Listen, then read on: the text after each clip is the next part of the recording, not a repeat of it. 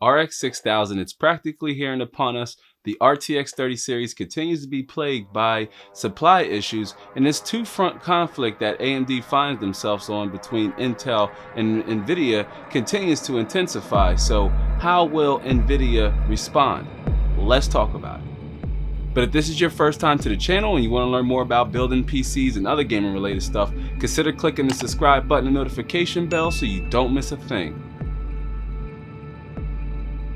What's happening, YouTube and the internet? Terrence here. We are back inside the lab, and we are following up with reports about NVIDIA's potential response with their RTX 3060 Ti, and on top of that, the disappointing launch of the RTX 3070, which at $499, it is an incredible graphics card that can deliver some insane value at 1440p and 1080p. But the problem is that just like the RTX 3080 and just like the RTX 3090, right, the launch was insufferable. It was horrible. Same thing with the RTX and 3080. The GPUs were out of stock the moment they were available to e-tailers. Some users were able to put an order in and get a few, but general consensus across the web is this is the same problem, or users are running into the same problem trying to purchase the RTX 3070 that they ran in, or that some other users ran into with trying to purchase an RTX 3080 and an RTX 3090.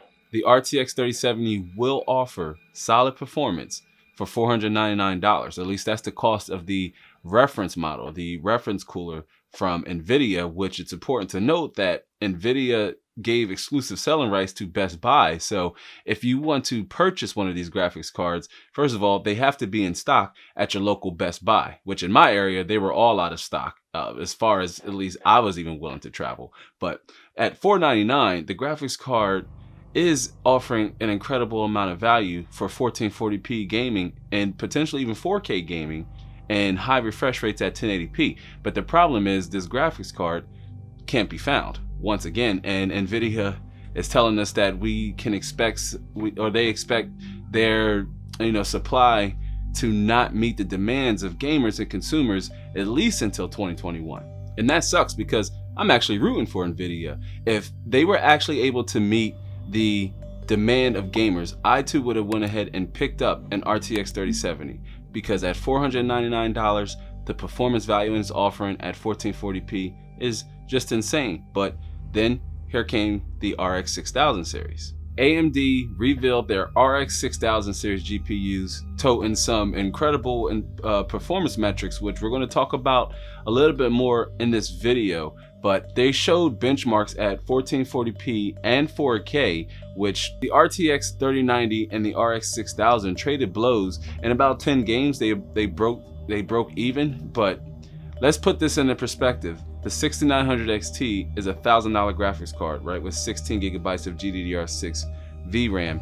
The RTX 3090 is a $1,500 graphics card with 24 gigabytes of VRAM. So you're going to pay more for that extra, that extra VRAM buffer, but in games, how much more does that really translate to?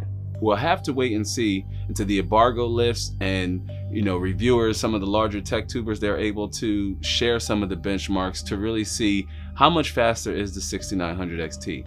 It was shown by AMD to be a well-capable 4K gaming card and even 1440p card all the way across the product stack, right? Even with the 6800 XT and the 6800 more specifically. And while AMD did unveil some interesting new technologies in API, one thing that they didn't really show us was game performance with ray tracing, and also how their super sampling will translate to increased performance. We'll have to wait and see if those technologies are available at day one when these graphics cards release, or is that something we're going to have to wait down the road for more games to support it? That remains to be seen. But I do want to note that these same technologies will be supported in consoles. So there's that. Hopefully AMD will have enough supply to meet the demands of gamers, which I mentioned this in a live stream, which if you're new here to the channel, I welcome you to subscribe. We go live here on the channel every Saturday, 12:30 Eastern Standard Time. But I talked about this during a live stream that if AMD can just have their graphics cards made readily available for gamers, when NVIDIA can't meet the supply, then they'll be able to creep up on some of that market share that NVIDIA has held for a very long time now. One concern, or one area, seems to come up in a lot of topics or a lot of discussions in the community, and that is how will the RX 6000 series fare in productivity workloads, because I do resonate with the community when they say that, you know, graphics cards aren't all about gaming and it's not all about FPS in terms of what makes a graphics card good. So that is something I too want to test with those graphics cards, say compared to an RTX 2080 Ti, which, on a side note, it is important to note that AMD has came out and said it themselves that, one, the graphics card that they previewed at the end of the Ryzen 5000 series keynote was indeed the 6800 XT, and that they had to do their comparisons with the 6800 to an RTX 2080 Ti because even AMD was unable to get their hands on an RTX 3070. Go figure. I also want to point out that on some of the slides, AMD in the bottom right hand corner had plus signs indicating that both smart access memory and rage mode were enabled in some of their benchmarks. Now, this is important because AMD themselves has said this gives the system a 15% uplift or a 15% performance boost in most of the games that they tested. And now, shout out to, or kudos to AMD for developing this new technology, because Intel has the same opportunity to do the same thing with their CPUs, and maybe that's something we'll see in their upcoming 11th gen Rocket Lake. But AMD did have both of those features enabled in the BIOS. In either their RTX 3090 benchmarks, they had them both enabled, and then in their 6800 and 6800 XT, it was either one or the other. It was either smart access memory or it was rage mode, which rage mode is one-click overclocking that takes advantage of any headroom the graphics card may have and boosts the frequency even more. And smart access memory is a feature that boosts memory performance when paired with a Ryzen 5000 CPU. Now, we're waiting for AMD to give us more details on these features because they were really vague in their keynote. So we'll have to wait and see. The closer we get to launch, will AMD share more details about those newer technologies? And now, how will NVIDIA respond? With the potential RTX 3060 Ti upon us with a speculative November 17th release date, this comes from minddrives.com that tells us that a RTX 3060 Ti with slightly more CUDA cores with the same memory buffer and 8 GB of VRAM is set to release sometime in the middle of November to compete with that price category that AMD has left void for now, and NVIDIA even up until this point. It remains to be seen if the RTX 3060 Ti will suffer the same fate as the RTX 3070 and the RTX 3080 and RTX 3090, but we hope so. We hope these graphics cards will be available. I hope they will cost a little less than $399. I still believe that NVIDIA will release a product stack between $200 to $400 graphics cards in the form of the 3050 Ti, the 3060, and possibly the 3060 Ti, with a 3080 Ti coming in to fill in the gap between the RTX 3080 and the RTX 3090. And so that leaves the 20 series GPUs. So graphics cards like the RTX 2070, the 2080, and the 2080 Ti, that leaves them in a really awkward place. And we talked about this on Saturday's live stream. And if you're interested in giving a replay a watch, I'll throw a link up to the card here so you can check that out after watching this video. Our live streams are a little lengthy, but they are fun and overall positive environment for you to come out and hang out and talk tech.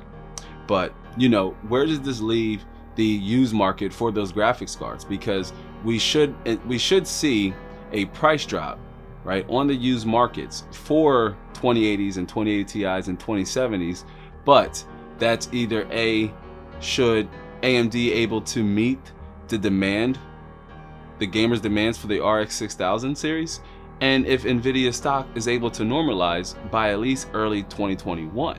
And if these graphics cards are a little bit out of your price category, so you know, the RTX 3070 starts at about $500 and the RX 6800 too is over $500. But if you're interested in, you know, lower price graphics cards, I'll link a couple down in the description below. We talked about them during Saturday's live stream, but they are perfect options or stopgap options to, you know, fulfill your needs now and also still enable you to play at 1440p and 4K. It's looking like I'll be building a dedicated gaming rig using nothing but Team Red parts between the Ryzen 5000 series CPU and an RX 6000 series GPU to take advantage of these newer technologies like DirectX 12 Ultimate, so ray tracing and super sampling and smart access memory and rage mode. And like I mentioned during the live stream, I'm very much dedicated to using an Intel CPU and an NVIDIA GPU. That's primarily because I use Adobe Premiere or the entire Adobe suite for my content creation workflow. But I would like to see how NVIDIA responds with a potential 30 series super refresh before I consider replacing, say, my RTX 2080 or my RTX 2080 Ti for content creation. And on top of that, waiting to see how effective 11th gen Rocket Lake is in terms of IPC and clock speed. And for more awesome PC content, watch the top playlist first and the bottom one next. Join our community by tapping the round subscribe icon down there at the bottom. And with that said, I'm gonna go ahead and go. Thanks for giving this one a watch. I hope to catch you on the next one. So until then, be easy.